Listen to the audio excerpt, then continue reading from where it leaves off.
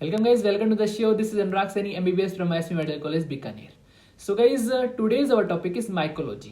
आज हम new system start करने जा रहे हैं इस चैनल पे. माइकोलॉजी यहाँ पर हम पूरा पढ़ेंगे. बहुत सारे क्लासेस आएंगी माइकोलॉजी की. आज किस क्लास में जो फंगाई के बारे में हम पढ़ेंगे उसकी बेसिक जानकारी लेंगे कि बेसिक क्या होता है फंजाई का, क्या होती है फंजाई, उसकी क्लासिफिकेशंस के बारे में पढ़ेंगे कि फंजाई के कितने क्लासिफिकेशंस हैं, क्या बेसिस है उन क्लासिफिकेशंस का.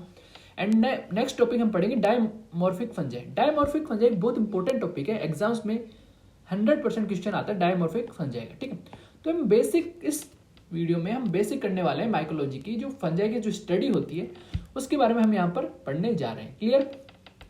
तो कैसे हम बेसिक से स्टार्ट करें तो माइकोलॉजी आखिर है क्या. आराम से रिलैक्स बैठिए, समझते रहिए, सब कुछ आपके दिमाग में घुस जाएगा, ये मेरी गारंटी है. ठीक है, आराम से रिलैक्स होकर बैठिए. ठीक है, माइकोलॉजी होता क्या है गाइस. माइकोलॉजी एक फंजाई है, उनकी स्टडी को हम माइकोलॉजी कहते हैं. ठीक है, चलो मान लिया कि फंगस है, उनकी स्टडी को माइकोलॉजी कहती है. ठीक है, अब गाइस ये फंगस वर्ड आया कहाँ से. जो फंगस वर्ड है ये गाइस आया कहाँ से है, कहाँ से ये डेवलप हुआ, कैसे डेवलप हुआ, वो हम यहाँ पे देख रहे हैं. कहते हैं ग्रीक वर्ड है माइकिस. कौन सा वर्ड है? माइकिस, MYKES. एक ग्रीक वर्ड है माइकिस, ये वहां से डिराइव हुआ है. क्लियर? वहां से डिराइव हुआ है. और इस माइकिस का मतलब होता है मशरूम. माइकिस का क्या मतलब होता है? मशरूम. ठीक है, तो यहां से डिराइव हुआ है. ठीक है, अब इस मशरूम, ये जो मशरूम है ये एक फंजाई है. ठीक है, एडिबल फंगस है, इसलिए इस मशरूम के बेसिस पे ही फंगस जो फंगाई हैं उनका नाम फंगस रख दिया. ठीक है, क्लियर गाइस? कहां से आया? माइकस वर्ड से आया. माइकस मतलब होता है मशरूम. ठीक है, तो उस बेसिस पे फंगस नाम पड़ गया इन सारी स्पेसीज का. क्लियर? नेक्स्ट हम बात करें कि फंगस जो है किस सेल को हम फंगस कहेंगे. ठीक है, सबसे पहले क्वेश्चन आता है कि फंगस हम 12th क्लास में पढ़ते हैं prokaryote and eukaryote. Prokaryote and eukaryote हम पढ़ते हैं 12th क्लास में. ठीक है, तो आखिर हमारे दिमाग में क्वेश्चन आता है कि फंजाई प्रोकैरियोट्स है या यूकैरियोट्स है. तो मैं बता दूं गाइस आपको, फंगस क्या है? यूकैरियोटिक सेल है. क्लियर? यूकैरियोटिक मतलब क्या होता है? जो ऑर्गेनल्स रखती हो, जो सेल ऑर्गेनल्स रखती हो, जैसे माइटोकॉन्ड्रिया रखती हो, तो यूकैरियोटिक सेल ऑर्गेनल्स फंगस रखती है. माइटोकॉन्ड्रिया भी रखेगी फंगस. ठीक है, माइटोकॉन्ड्रिया. क्लियर? अब फंगस के अंदर एक सेल वॉल होती है, रिजिड सेल वॉल होती है. क्या होती है गाइस? रिजिड सेल वॉल होती है. Rigid cell wall. क्लियर? अब जो सेल वॉल होती है प्लांट्स के भी अंदर होती है और फंजाइस के अंदर भी होती है. तो इस रिजिड सेल वॉल की कैरेक्टरिस्टिक फीचर क्या है? क्लियर? इस फंगस सेल की कैरेक्टरिस्टिक, सेल वॉल की कैरेक्टरिस्टिक है कि चाइटिन का बना होता है. किसका बना होता है? चाइटिन का बना होता है, बीटा ग्लूकान का बना होता है और अदर पॉलीसैकेराइड्स, और जो पॉलीसैकेराइड्स है उनका बना होता है. तो एक कैरेक्टरिस्टिक फीचर है फंगल सेल वॉल का. क्वेश्चन पूछते हैं कि किस किस का बना हुआ रहता है फंगल सेल वॉल, तो आपको ये आंसर करना है. क्लियर? नेक्स्ट हम बात करते हैं फंगस के अंदर सेल मेम्ब्रेन भी होती है. क्या होती है? सेल मेम्ब्रेन भी होती है. और जो सेल मेम्ब्रेन होती है वो किसकी बनी होती है? इर्गोस्ट्रल की बनी हुई होती है. तो ये आपको ध्यान में रखना है, बेसिक चीजें सारी. क्लियर? अब बात करें हम कि फंगस, हमने बोल दिया कि यूकैरियोट्स है साहब. ठीक है, यूकैरियोट्स है. अब दिमाग में क्वेश्चन आता है कि फंगस यूनिसेलुलर है या फिर मल्टीसेलुलर है. ये भी आपके दिमाग में आता होगा. तो मैं बता दूंगा, ये जो फंगस है ये यूनिसेलुलर भी हो सकते हैं और मल्टीसेलुलर भी हो सकते हैं. ठीक है, तो यूनिसेलुलर और मल्टीसेलुलर फंगस दोनों हो सकते हैं. क्लियर? यहां तक कोई दिक्कत नहीं होनी चाहिए. ठीक है, अब गाइस फंगाई की एक बात बताऊं मैं आपको, फंगस और प्लांट में क्या डिफरेंस है. ठीक है, तो फंगस के अंदर क्लोरोफिल नहीं होता, जबकि प्लांट्स के अंदर क्लोरोफिल होता है. ये बात आपको ध्यान में रखनी है. ठीक है, और जो फंगस है गाइस ये एसेक्सुअल और सेक्सुअल में दोनों से यहाँ पर रिप्रोड्यूस कर सकता है. दोनों सेक्सुअल रिप्रोडक्शन और एसेक्सुअल रिप्रोडक्शन कर सकता है. ठीक है, स्पोर्स बनाता है, स्पोर्स से ये दोनों चीजें हो जाती है. क्लियर? तो इतना कंसेप्ट आपको आना चाहिए, फंगस के बारे में बेसिक आना चाहिए कि फंगस आखिर है क्या, कहाँ से फंगस नाम डेवलप हुआ, सारी चीजें मैंने आपको बता दी. क्लियर? अब हम बात करें फंगस की क्लासिफिकेशन की कि फंगस आखिर इसका क्लासिफिकेशन क्या होता है. ठीक है, तो क्लासिफिकेशन ऑफ फंगस में बेसिस है. ठीक है, इसके दो तरह से हम इसको डिवाइड कर सकते हैं. ठीक है, मोर्फोलॉजिकल क्लासिफिकेशन और टेक्सानोमिकल क्लासिफिकेशन. ठीक है, हमने 12th क्लास में भी पढ़ते हैं ये चीजें. मोर्फोलॉजी मतलब कैसा दिख रहा है, फंगस की शेप कैसी है, उस बेसिस पे हम क्लासिफाई कर रहे हैं. क्लियर? मोर्फोलॉजिकल क्लासिफिकेशन इसमें आता है east like moulds and dimorphic fungi. क्या होते हैं डिटेल स्टडी हम करेंगे. पहले आप इतना ध्यान रख लो कि मोर्फोलॉजिकल क्लासिफिकेशन करते हैं, उनके अंदर क्या आता है? East like moulds and dimorphic fungi. Clear? अब टेक्सोनोमिकल क्लासिफिकेशन गाइस किस बेसिस पे है? अब जो कुछ फंगाई अलग अलग टाइप के स्पोर्स बनाती हैं. क्या बनाती है? स्पोर्स. क्या बनाती है? अलग अलग टाइप के स्पोर्स बनाती हैं. स्पोर्स, ठीक है, जो स्पोर्स बनते हैं तो उन स्पोर्स के बेसिस पे क्लासिफाई करते हैं हम टेक्सानोमिकल क्लासिफिकेशन। क्लियर? जैसे जाइगोमाइसिटीज है, इनके अंदर अलग स्पोर्स बनते हैं, मतलब इन स्पोर्स की शेप अलग होती है। एस्कोमाइसिटीज है, अगर इस एस्कोमाइसिटीज में हम देखें तो ये स्ट्रक्चर एस्कोमाइसिटीज का है, ठीक है। तो एस्कोमाइसिटीज में क्या होता है, देखो ये एस्कोस्पोर्स है, ये बीच के अंदर गोले गोले से है ना, ये क्या है, एस्कोस्पोर्स है। और ये पूरी जो देखो ऐसे ऐसे बन रहे हैं ना, ये ऐसे ऐसे, ये एस्कोस्पोर्स है। और जो पूरी स्ट्रक्चर है ये क्या है, एस्कस। तो इस एस्कस के अंदर ये एस्कोस्पोर्स ऐसे है, ठीक है। तो ये पूरी क्या होगी स्ट्रक्चर होगी एस्कोमाइसिटीज फंजाई की, ठीक है। तो इनमें ऐसे स्पोर्स बन रहे हैं, और इन स्पोर्स क्या कर रहे हैं, एस्कोस्पोर। तो जिन फंगाई के अंदर एस्कोस्पोर्स बनेंगे उनको क्या कहेंगे, एस्कोमाइसिटीज कहेंगे। क्लियर? समझ में आ गया कि कैसे क्लासिफाई कर रहे हैं? क्लियर? एस्कोमाइसिटीज। अब बेसिडियोमाइसिटीज में गाइस अलग टाइप के स्पोर्स बनते हैं, कॉम्प्लेक्स तरह के स्पोर्स बनते हैं, ठीक है।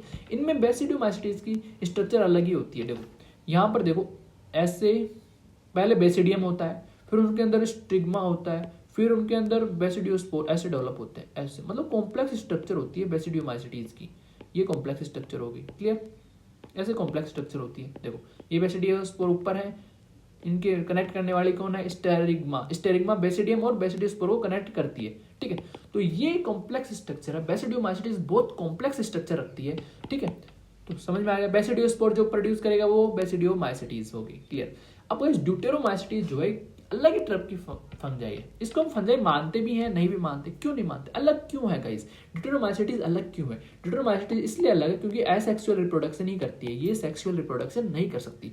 तो समझ में आ गया कि क्लासिफिकेशन ऑफ फंजाई को दो तरह से क्लासिफाई कर सकते हैं, मॉर्फोलॉजिकल क्लासिफिकेशन, टेक्सानोमिकल क्लासिफिकेशन। मॉर्फोलॉजिकल में जो मॉर्फोलॉजी है अपनी जो सेल्स की, ठीक है, उसके आधार पे। टेक्सानोमिकल में कौन से स्पोर प्रोड्यूस कर रहे हैं, जाइगोस्पोर प्रोड्यूस कर रहे हैं तो जाइगोमाइसिटीज, एस्कोस्पोर्स प्रोड्यूस कर रहे हैं तो एस्कोमाइसिटीज, बेसिडियोस्पोर प्रोड्यूस कर रहे हैं बेसिडियोमाइसिटीज, ठीक है। ड्यूटेरोमाइसिटीज में अर्थ्रोस्पोर प्रोड्यूस होते हैं, ये बात आपको ध्यान रखनी है। और ड्यूटेरोमाइसिटीज में एक बात ध्यान रखनी है कि एसेक्सुअल रिप्रोडक्शन ही होता है, सेक्सुअल रिप्रोडक्शन नहीं होता ड्यूटेरोमाइसिटीज में। और जो बेसिडियोमाइसिटीज है वो कॉम्प्लेक्स स्ट्रक्चर रखती है, स्टेरिग्मा, बेसिडियोस्पोर्स, बेसिडियम, ये सारी चीजें इसके अंदर होती है। क्लियर? इतना समझ में आना चाहिए। नेक्स्ट, अब मॉर्फोलॉजिकल क्लासिफिकेशन हमने देखा कि हम थोड़ा डिटेल पढ़ेंगे उसके बारे में। तो यहाँ पर देखा था हमने मॉर्फोलॉजिकल क्लासिफिकेशन, इसके अंदर ईस्ट लाइक, मोल्ड्स एंड ये सारी चीजें थी। क्लियर?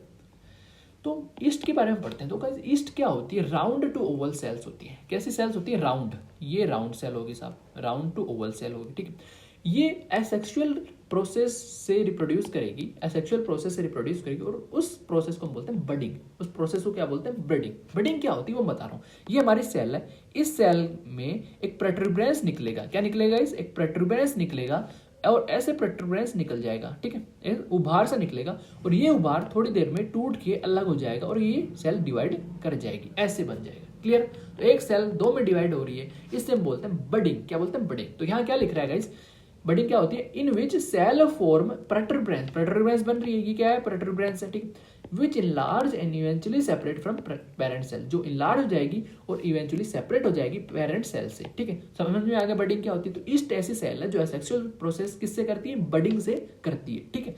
और राउंड टू ओवल सेल होती है, ठीक। इसका एग्जाम्पल आपको ध्यान रखना है, सैकरोमाइसिस ग्रेविसिस। समझ में आ गया ईस्ट क्या होती है। नेक्स्ट, अब सेकेंड है, इसमें सेकेंड है जो मॉर्फोलॉजिकल क्लासिफिकेशन है, उसमें एक सेकेंड चीज है। पहला तो ईस्ट हो गया, ठीक है। सेकेंड है ईस्ट लाइक, ऐसी सेल जो ईस्ट की तरह दिखती है। ईस्ट लाइक और ईस्ट में क्या डिफरेंस है वो मैं बता रहा हूँ, सिंपल लैंग्वेज में समझना। ईस्ट में क्या हो रहा था, जो ईस्ट थी उसमें क्या हो रहा था, यही सेल है, इसमें प्रोट्रूबरेंस बन रही थी, इसके अंदर प्रोट्रूबरेंस बन रही थी, और ये प्रोट्रूबरेंस बाद में टूट गई थी, दो सेल्स बन गए थे, ठीक है। अब ईस्ट लाइक में क्या होता है, प्रोट्रूबरेंस तो बन रही है गाइस, प्रोट्रूबरेंस तो बन रही है, लेकिन ये प्रोट्रूबरेंस टूटती नहीं है, ये प्रोट्रूबरेंस टूटती नहीं है, ये प्रोट्रूबरेंस ऐसे बढ़ती जाती है, और इसकी भी प्रोट्रूबरेंस बन जाएगी, न्यू सेल बनेगी, उसकी भी प्रोट्रूबरेंस बन जाएगी। तो ऐसे टूटती नहीं है, और ये प्रोट्रूबरेंस ज्वाइन हो के एक सेल्स, बड़ी सेल्स बना लेंगी, ठीक है। तो इस तरह की स्ट्रक्चर बन जाएगी, ठीक है। रिपीटेड, देखो समझ में आ गया कैसे बनेगी। अब देखो क्या लिखा हुआ है कि ईस्ट लाइक में क्या होता है, bud remain attach to the mother cell. मतलब जो बड है, ये जो बड बन रहा था, ये वाला, ये मदर सेल के अंदर ही रहेगा। मतलब ये बड जो है ये टूटेगा नहीं गाइस, टूटेगा नहीं, ठीक है। Attach to mother cell, elongate होएगा एंड अंडरगो रिपीटेटिव बडिंग, और रिपीटेटिव बडिंग होती रहेगी और ऐसी कॉम्प्लेक्स स्ट्रक्चर बन जाएगी। Clear? To form elongated cell और स्यूडो हाइफी। और ये जो सेल्स हैं ये ऐसे शो करती हैं जैसे हाइफीज हो। हाइफी क्या होता है वो हम आगे पढ़ेंगे, ठीक है? तो ये सेल ऐसे शो करती हैं जैसे हाइफी हो, लेकिन ये ट्रूली हाइफी नहीं है गाइस। लगता है हमें कि हाइफी है लेकिन ये ट्रूली हाइफी नहीं है। तो ये ऐसे बन जाएंगी, ठीक है? ऐसे अटैच हो के ये टूटेंगी नहीं, ये बात आपको ध्यान रखना है। क्लियर? इसका एग्जाम्पल है कैंडिडा। Clear guys? नेक्स्ट, अब तीसरा चीज, पहला हमने देखा ईस्ट देखा मॉर्फोलॉजी क्लासिफिकेशन में, सेकंड देखा ईस्ट लाइक देखा, थर्ड देखेंगे हम मोल्ड्स। मोल्ड्स क्या होते हैं? क्लियर? मोल्ड्स में देखें तो मोल्ड्स क्या होते हैं, यहाँ पर हाइफी बनती है। हाइफी क्या होती है गाइस? लॉन्ग फिलामेंटस स्ट्रक्चर होती है ऐसे। इन लॉन्ग फिलामेंटस, कुछ फंजाई में लॉन्ग फिलामेंटस स्ट्रक्चर होती है, उसे हम बोलते हैं हाइफी, ठीक है? लॉन्ग ब्रांचिंग फिलामेंट जो हाइफी, उसे हाइफी कहेंगे। तो जिनके अंदर हाइफी है उन्हें क्या कहेंगे? मोल्ड्स कहेंगे, ठीक है? अब जो हाइफीज बन रही हैं ये सेप्टेट भी हो सकती हैं ऐसे। सेप्टेट मतलब कोई ट्रांसवर्स वॉल इनको डिवाइड कर रही है, सेप्टा भी रख सकते हैं, और नॉन सेप्टेट भी हो सकती है। सेप्टेट भी हो सकती है, नॉन सेप्टेट। अब सेप्टेट देखो, ये हाइफी थी तो ये सेप्टा बन रहे हैं, ठीक है? नॉन सेप्टेट में कोई भी ट्रांसवर्स वॉल नहीं होगी और यहाँ पर सेप्टा प्रेजेंट नहीं होंगे। क्लियर? अब गाइस एक चीज आपको ध्यान में रखनी है कि जो नॉन सेप्टेट है ये मल्टी न्यूक्लिएटेड होंगे।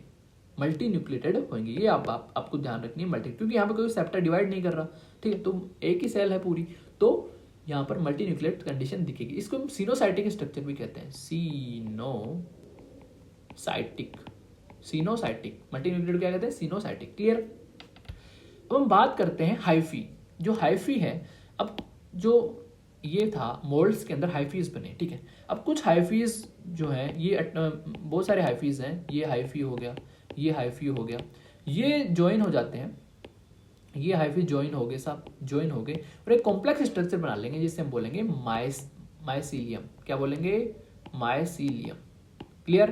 क्या बोलेंगे? माइसीलियम, ठीक है? तो ये हाइफी है, ये एक हाइफी है, ये दोनों अटैच हो गए, ये भी अटैच हो गए, तो एक कॉम्प्लेक्स स्ट्रक्चर बन गया जिससे हम बोलेंगे माइसीलियम। समझ में आ गया सारी चीजें? नेक्स्ट चलते हैं। अब पहला हमने देखा ईस्ट, सेकंड हमने देखा ईस्ट लाइक, थर्ड देखा मोल्ड्स, अब फोर्थ है डायमॉर्फिक फंजाई। क्लियर? डायमॉर्फिक नाम से समझ में आ रहा है, डायमॉर्फिक मतलब दो फंजाई। अब दो फंजाई का मतलब क्या है? दो तरह की फंजाई मतलब क्या चीज है गाइस? इसमें देखो दो टेम्परेचर हो, देखो डायमॉर्फिक फंजाई है, ये दो तरह के स्ट्रक्चर रखेगी अलग अलग टेम्परेचर पे दो तरह के फॉर्म रखेगी, ठीक है? जैसे रंग बदलते हैं ना, क्रिकेट होता है वो रंग बदलता है, ठीक? तो वैसे ही डायमॉर्फिक फंजाई रंग बदलती है लेकिन अलग अलग टेम्परेचर पे रंग बदलती है। कैसे गाइस? कैसे? क्या मीनिंग है इसका? गाइस डायमॉर्फिक फंजाई जो है, तो आपके 25 डिग्री सेल्सियस अगर टेम्परेचर है तो उस पर अलग शो करेगी, ठीक है? अगर 37 डिग्री रूम टेम्परेचर तो उस पर अलग फॉर्म शो करेगी। कैसे? 25 डिग्री है तो ये बनाएगी गाइस, ये क्या बनाएगी? मोल्ड्स के फॉर्म में रहेगी, जो हमने पिछले मोल्ड्स पढ़ा ना कि हाइफी फॉर्म में, ठीक है? हाइफी के फॉर्म में रहेगी। अगर 37 डिग्री टेम्परेचर है तो ईस्ट की तरह रहेगी। किसकी तरह? ईस्ट की तरह रहेगी, ठीक है? समझ में आ गया कि अलग अलग फॉर्म रखेगी, दो या अपर फॉर्म रखेगी 25 डिग्री पे अलग, 37 डिग्री पे अलग। 25 डिग्री पे जो रखेगी वो मोल्ड फॉर्म रहेगी, मोल्ड्स मतलब हाइफीज बनेंगे। 37 डिग्री पे जो रखेगी वो ईस्ट फॉर्म बनेंगे, यहाँ पर बडिंग होगी। क्लियर? समझ में आ गया? तो यहाँ पे ये लिखा हुआ है, they exist as moulds in the environment at ambient temperature 25 degree and as yeast in human tissue at body temperature 37 degree Celsius. समझ में आ गया? अब इसके एग्जांपल्स आपको याद रखने हैं क्योंकि एग्जांपल्स पूछे जाते हैं। But give the examples of dimorphic fungi. Histoplasma capsulatum and blastomyces dermatitidis and coccidioides immitis, ठीक है? तो ये सारी चीजें आपको ध्यान में रखनी है गाइस, ये बहुत इंपॉर्टेंट टॉपिक है डायमॉर्फिक फंजाई, ये शॉर्ट नोट आता है। क्लियर? तो ये सारी चीजें हुआ बेसिक के बारे में। लैब डायग्नोसिस हम नेक्स्ट वीडियोस में पढ़ेंगे, ठीक है? सारी चीजें हम नेक्स्ट वीडियोस में पढ़ने वाले हैं। Clear guys? Thank you guys, stay safe, stay healthy. Video अच्छा लगा तो लाइक कर सकते हैं, सब्सक्राइब कर सकते हैं चैनल को, और नोट्स साफ सुथरी राइटिंग में आपको टेलीग्राम चैनल पे मिल जाएंगे फ्री ऑफ कॉस्ट। क्लियर?